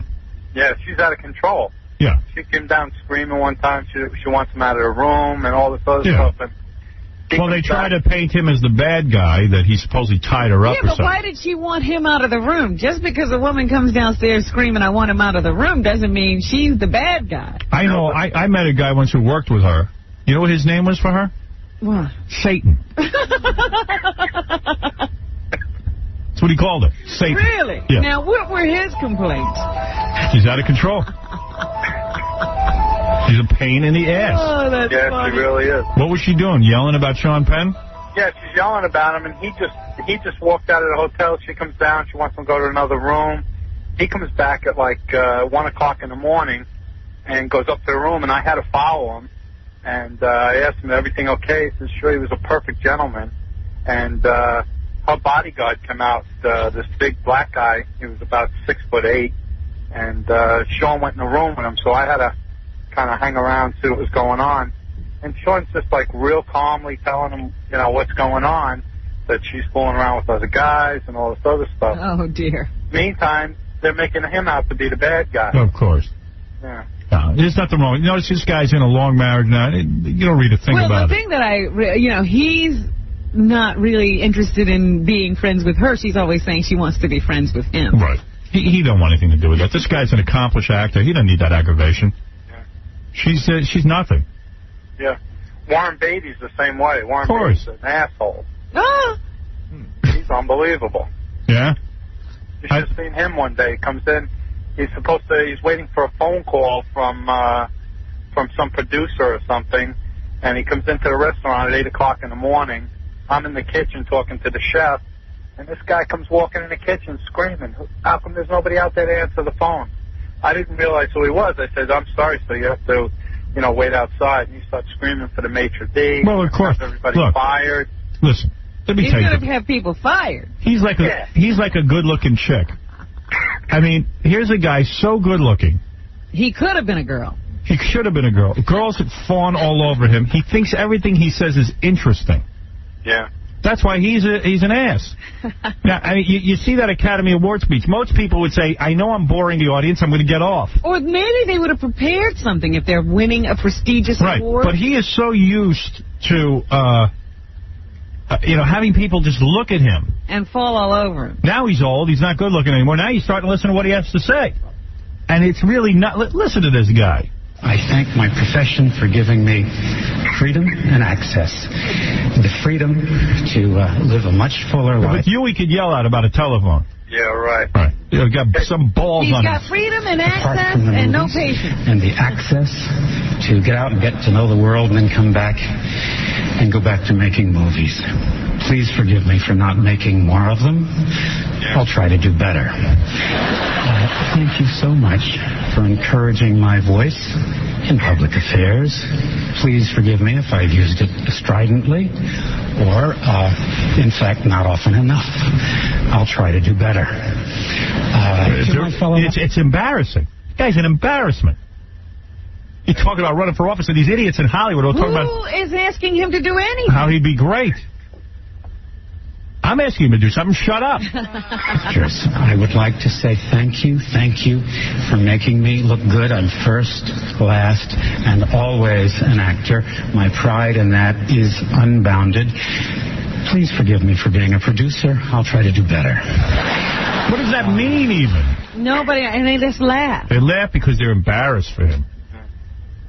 These puppet heads in Hollywood don't know what to do with him. They're so used to kissing this guy's ass. Now he's painful to look at.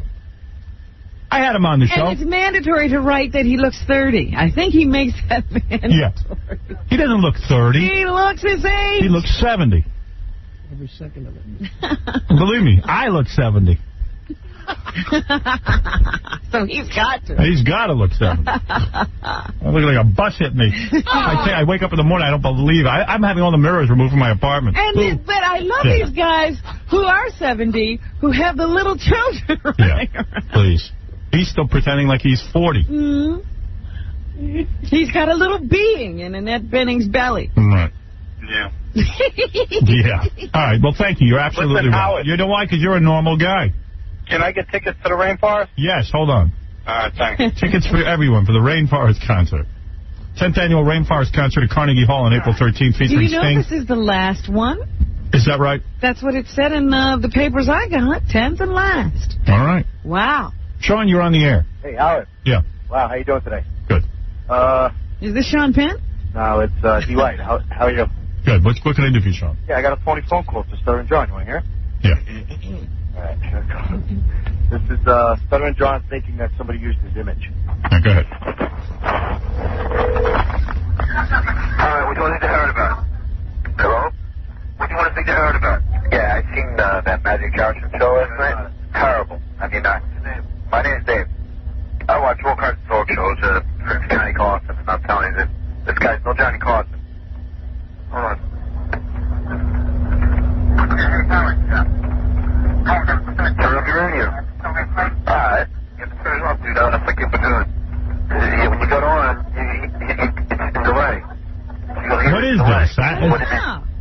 This is boring. It was so boring. You're hearing John give instructions. I know. I mean, who cares about that? Only got to turn off his radio. All right, let me get to something interesting, because I got plenty of stuff here that I'd be sitting and waste my time with that idiot. How do you get through? So guess who put out another album? I never thought this would have happened. Who? Remember the album of retarded people, Kids of Whitney High? Yes. Is it Whitney High or Whitney? Whitney. Whitney. Whitney? Yeah. You sure it wasn't supposed to be Whitney? They put out another one. Whitney High. So I guess a lot of people bought it. They should be at the dysfunctional family picnic. Right. Next, we're going to meet a woman who went ahead and got breast implants, wants to know if they're too big. And you know what? As soon as a woman says that she wants to know if they're too big, they're probably too big. Let's bring her in. She's a teacher. And she's going by the name Michelle. She's at Whitney High. I think so. Here she comes, and she's going to reveal her top, and we'll be honest with her. She called in the other day. She's wearing a mask because she's a teacher and doesn't want to be identified. She looks like she might be cute. I can't tell underneath that mask. You've got an ample bosom, I guess. You look very cute. Thank you. Yeah. I wish I could see your face. I would love to take off my mask, but I'm just afraid somebody will recognize me. Really? You're afraid you'd lose your job for getting breast implants? I don't know how, they deal with me showing my breasts to you. Are the kids at school enamored with you? I mean, I can imagine that you're a hot-looking broad. I could imagine that they would like to have a teacher like you. Got a lot of guys with crushes on you. Yeah, I would imagine a lot of the teachers come on to you as well. Is that true? No. They do not? No. Well, you must look ugly under that mask. No, people are in my little cliques, and I'm in... Are you a married woman? No, I'm single. You're single? You see, stand up. I see you're nervous, but I'm very nervous. Look, you got a nice body, and you went and got the boobie implants. Why? Your boobs were small? Well, I was kind of small, but I've been a fan for the show for a long time. Right. And I always hear you have these girls on with implants, and I was always so jealous. Right. So I became obsessed with it for literally 6 years. Right. Went to so many doctors. Then I got Dr. Calabro from you. Of course. And my girlfriend brought me with. She ended up backing out and not getting them. Right. And left me with them. Right. But Dr. Calabro didn't do them. Oh. His associate did them. Okay. I'm very happy with them, but I'm undecided because. Well, your clothes, take off your sweater. Let me see how they look in their clothes. Wow, that's some chest. Yowza. It's big, huh? Wow, that's right over there. That is a big chest, honey. Little, Howard. You're a little girl. How much do you weigh? 115. 115, and what'd you get, D cups? I asked for a C. You asked for a C? I asked You're a teacher? I know. I knew I was going to say that. I was practicing the word right. Honey, you've got to learn how to speak English. You're going to teach those. I'm not saying that. I've tried to practice ass. Right. Quit teaching, start stripping. No. I love my job. You do. I love the little kids. Let me see. Stand up so I can see your boobs in their natural habitat. Now, did she grow like this in front of the children? Did you go away one weekend flat and come back like this? I did it over the summer. You did it over the summer, and they said, "My God, what happened to you over the summer?" All right, I didn't think anyone would notice. Let me see your boobies. Let me see your boobies. Just show them to me already. Let's get this over with. Let me see. Your body looks nice. They look good in their bra. I got to tell you, they look nice. Well, they did look a little too big in that shirt. You can't get that off? Yeah, all right. That's good. Let me see something. Your boobies look nice in the bra. Is that a bra? Yeah. Or a bathing suit top? They look nice like that. I bought it for you. Let me see. Pull on your top and let me take a look at your boobies, and I'll give you an honest opinion. What are you, thunderstruck? I don't know. You're speechless. They're a little big because I'm... They're not bad. They're not bad. I like them. From the side, I shouldn't show you. They're a little wide on your chest. Yeah, that's on my natural boobs. You should push them together a little. Well, I do. But, that's why I had the bra on. That's how my real boobs were, and I've been told by all different surgeons that if I got them bigger, they're just going to go to the side. And, you said, if you go in there, they try not to... Let me see your ass. Oh, well. Turn around. Let me see. Let me see what's doing back there. You got a big tush? Not huge, but nice round, What are you wearing, a thong? Yeah. Let me see your ass. No, I can't. Why not? Yeah. It's not that good? It's good. I got nice little... Let me see. You're in a bathing suit. Let me see. No, I would, but Pull down I can't. your pants. If someone recognized me, it's like the... You just show me your boobs. What's the difference if you're in a bathing suit? Yeah, but they bleep that out. It's not, So... They're going to recognize her ass? Yeah. Yeah? A lot of people might. Really? Really? Been with that many people? Been on display. No, but I go to the I gotta say, they're very wide. You could drive a truck between your boobs. You don't like that, huh? You're too wide. It looks a little fake to me, but I gotta tell you, No, I think they did a good job. I mean, they look kind of nice. I wouldn't be uptight about it. They look good in their bathing suits. You don't think they're too big? That was the question.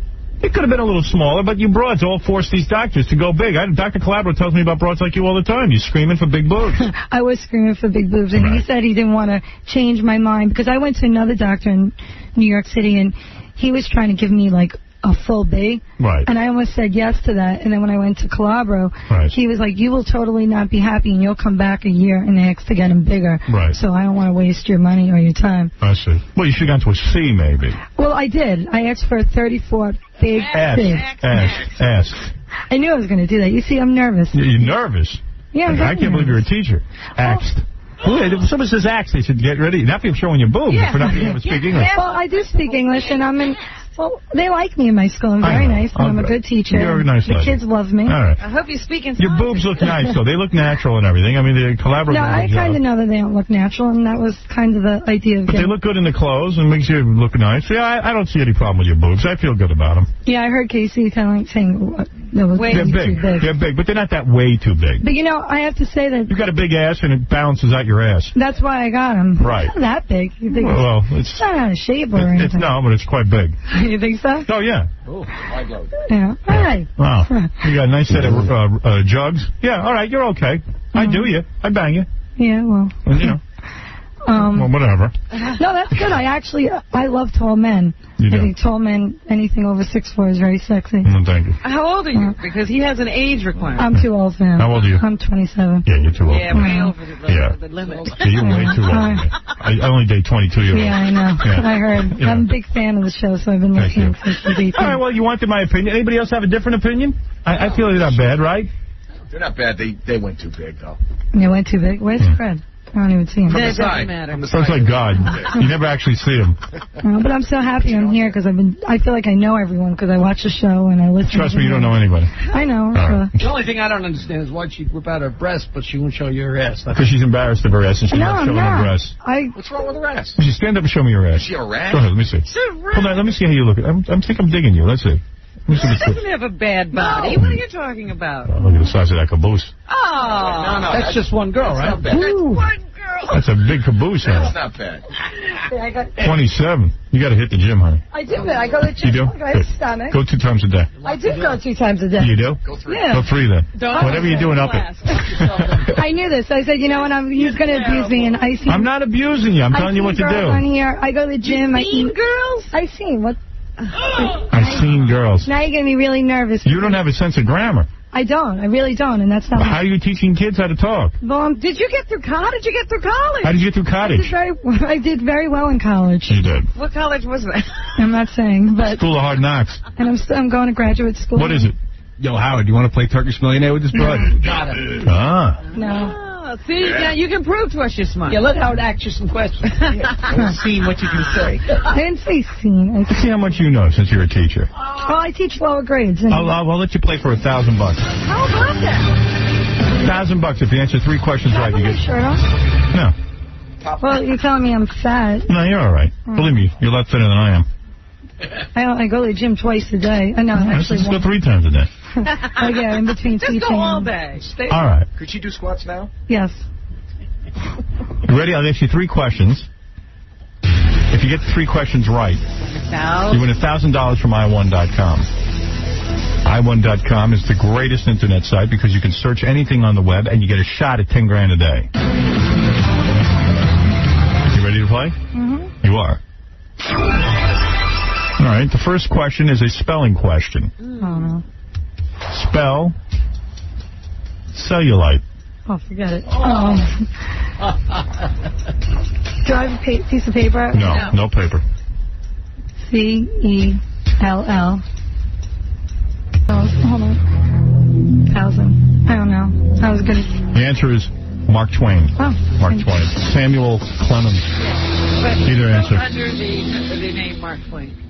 You should know that. You're a teacher. No, I don't You were close.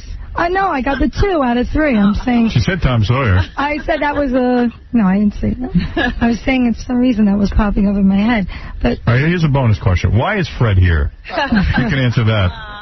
He's nice. He's very funny. All right. Listen, thank you for coming in. I'm sorry you didn't win. Yeah, $1,000. What did you just say, Jackie? I'm not let them? No. Hey, you gave those people tickets just for calling. Would you like Rainforest tickets? I'll take anything. All right, Rainforest tickets. I would like the $1,000 so I can make teeth fixed, but, you know. Your teeth are going to have to wait. You didn't win the $1,000. I gave you every opportunity. I gave you the easiest questions in the world. That's not true. You gave someone, what's 10% of 200 once? That's right. Easy. What's... How many dimes in $1? I mean... All right, well, you're a teacher. I thought you'd know who wrote. That's 8th grade. I teach younger grades. Oh, I see. You've done 8th grade. Yeah, how long ago? Let me see. Let me just, out of curiosity, if you could answer these other questions. Don't finish the phrase. Don't fire until... I don't know. Wow. I'm bad with phrases. I really am. Don't fire until you see the whites of their eyes. You never heard that? No. Never heard that. You don't know where that's from? No. What is Bill Clinton's middle name? I have no idea. Why would I... Why would you know that? They write it every day in the newspaper. Do you read the newspaper? No. William Jefferson Clinton? No, I don't. Name the last 2 states admitted to the Union. That you got to know. Forget it. Really? That's all it is. Don't be hard. No, because I'm not even going to think about it because I'm going to try, and I'll be wrong. Take a guess. No, I don't know. You're a school teacher. You don't know. I teach younger grades. These teachers want more money. I can't believe it. No, I teach these kids. I teach, well... They ought to test every one of these teachers like I'm doing. I always wanted to do this. No, but you know what? As you were growing up, didn't you want to test those damn teachers? I knew I was smarter than my teachers. You might be smarter than your teachers. That's right. But I'm here to teach kids different things and not always about social studies or... Well, what are you teaching them? I'm teaching them... That can't be grammar. No, well... I'm in lower grades and they all know how to get along. No, we all have a good time. You teach them how to have a good time? No, how to sing. Sing. She's the one. She's the teacher who hands out the triangle. Let me hear you sing. No, I don't sing. I sing horrible, but the kids love it. And you sing horribly. And imagine that's the example for language. Yeah, go ahead. These are questions that you would have needed to graduate high school. Yeah. Yet you somehow got through college and now are allowed to teach somebody. Right, name the last 2 states admitted to the Union. I just told you I didn't know, and that's not obvious. You know. It is obvious. It's obvious to anybody, really. It's a pretty standard question. You know, that's not high school. That's like graduate 8th grade. Yeah. Right. I know, but I forget that. You end up forgetting things that you don't... You know what? The kids aren't doing anything anyway. They're just busy looking at her boobs. No, that's not true. But I'm telling you, I'm a very good teacher. The parents like... Take a guess. I'm going to name the last 2 states admitted to the Union. I don't know what... Take a guess. By the Union. The Union. What do you mean by the Union? That's what I'm thinking. Why don't we help her out? Name the last 2 states that became states in America. Okay, I was going to say Alaska. Yeah. And Hawaii. There you go. The Union is not... I was thinking in like the 1800s and, the 13 colonies. You knew it. Name the 3 boats of Columbus. Union. Oh, God. I heard this before. What is it? The Maria de Santa. That's not the Mayflower. The Maria and the Santa? No. Santa and... The Santa. The Santa. And 3 boats of Columbus. I don't know. I had some girl on the interview and she didn't know it either. You know, if you had to go up 1 grade and teach, you'd actually have to know this. That's right, and I study for it, and I work hard when I do. The Nina, the Pinta, and the Santa Maria. Okay. Every kid knows that. If I teach 2nd grade, I know I would know. You're a 27-year-old teacher. You should know Nina, Pinta, Santa Maria. This much, this quickly. I know, I'm fried, but I'm very good. Well, at least you got nice boobs. I know. Who's on the $5 bill? Abraham Lincoln. That's it. There you go. You know some stuff. You doubt yourself. How many strings on a ukulele? 8. Holy mackerel. 4. 4? How would I ever seen one? You never saw a ukulele? Well, now go out and get one. All right, here's an easy one. Who was FDR? He was the president. What's his name? Franklin Roosevelt. What's the D? Oh, boy, I heard that before. Where'd you hear it? She heard it. On here. You did hear it on here. On here, exactly. Well, thank We God. are her teachers. You're educating the kindergarten teachers of the world. Franklin Delano Roosevelt. I was going to say Delano. I swear I'm going to say that. Okay. But it sounded like a girl's name. So. All right. But, All right, listen to me. I know you now. You came in here about your boobs. I know. I wanted nothing to do about teaching because now if someone recognizes me, they're going to be like, you know what? She shouldn't be teaching my kids. Exactly. But I'm a really good teacher, and I try really hard. I stay late. Honey. You know more than the kids you teach. That's right. We're going to give you that. They love me. As long as you know more than them, it's okay. Well, yeah, I'm there to show them, to really enjoy school. The way your boobs now are looking in the top, they look great. Your arms are squeezing them together. They look good. Thank you. Your boobs are nice. This is the course I missed, the one where they teach you how to enjoy school. I like her boobs. Am I crazy? Well, They're looking good. They're looking good. Robin, did you like school? Yeah, honey, your boobs look natural. They look fairly natural. Calabro's place did a good job on it. Thanks. I think because I have fat potential, and my skin gave. What? All right, whatever that means. No, I probably going to gain weight when I'm older. Hopefully, that's why I try to go to the gym, and then you told me. You've got a lot of thoughts I can't get into right now. I know. I want to thank you for coming in and showing us your Way boobies. too deep for us. I think you're looking good. Thank you. All right, you don't have to worry about them. Okay. Stick with them. They look nice. They're very natural looking. Okay. An attractive girl. Thank you. All right, thank you. Bone up on your general information. I know I am, definitely. Grammar. That's what's... You got to learn how. You got to. I really do try. I have to tell you. Go to a class where they could teach you how to at least enunciate and put words together. I swear to God, that's what I want to do. All right. I believe in self-help. You do believe in that? Yes. Yeah, Jeff, go ahead. You're on with the school teacher. Howard? Yes. Yeah, I'm an elementary school art teacher. I was listening to the radio. Called in sick today. I'm homesick. Yes. I know the answers to all those questions. Of course. Well, congratulations. These are not tough questions. I know. I'm an art. Well, good. I'm glad. I'm going to teach art also. So You're going to teach art? Yes, I'm very good. Let me ask you a question.